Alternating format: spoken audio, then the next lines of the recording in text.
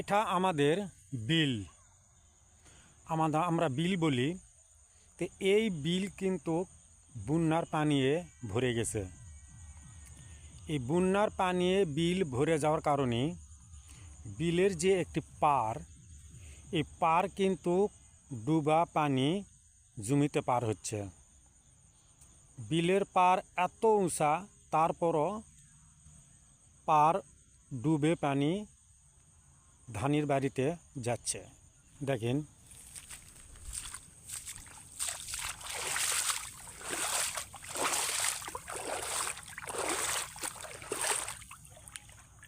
দেখতেই তো পেলেন, এই পার ডুবা পানি চলে যাচ্ছে ধান খেতে। ধান ক্ষেতটা দেখেন, এই যে ধান ক্ষেত, এই ধান কিন্তু বেশি জায়গা নাই, অল্প একটু জায়গা আছে।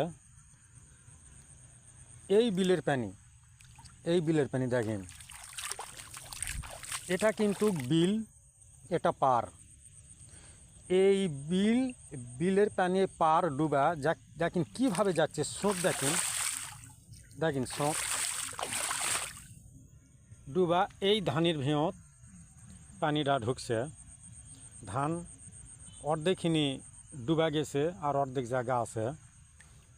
তে আমি বিলের পার দিয়া একটু আমি যাই, দেখি কতদূর পর্যন্ত যেতে পারি। এখানে আরও নেই, এখানে একটু নিচা বেশি, পানি এটি অনেক জোরে যাচ্ছে। দেখেন স্রোত, দেখেন কীভাবে যাচ্ছে। দেখতে পাচ্ছেন এত জোরে স্রোত যাচ্ছে আমাদের এই বিলের পার ডুবা পানি যাচ্ছে। আমি আরেকটা জায়গা দেখাই। এখানে একটু পাড্ডা সাপর, এই কারণে এখানে স্রোতের পরিমাণটা বেশি, বহুত স্রোত। এই যে দেখেন,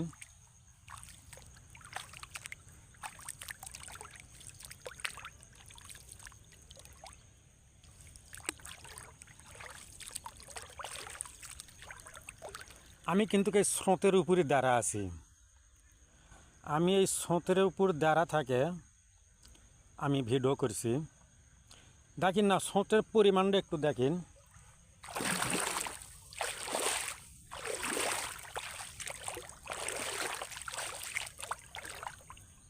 এত পরিমাণের স্রোত, পা আটকান যাচ্ছে না।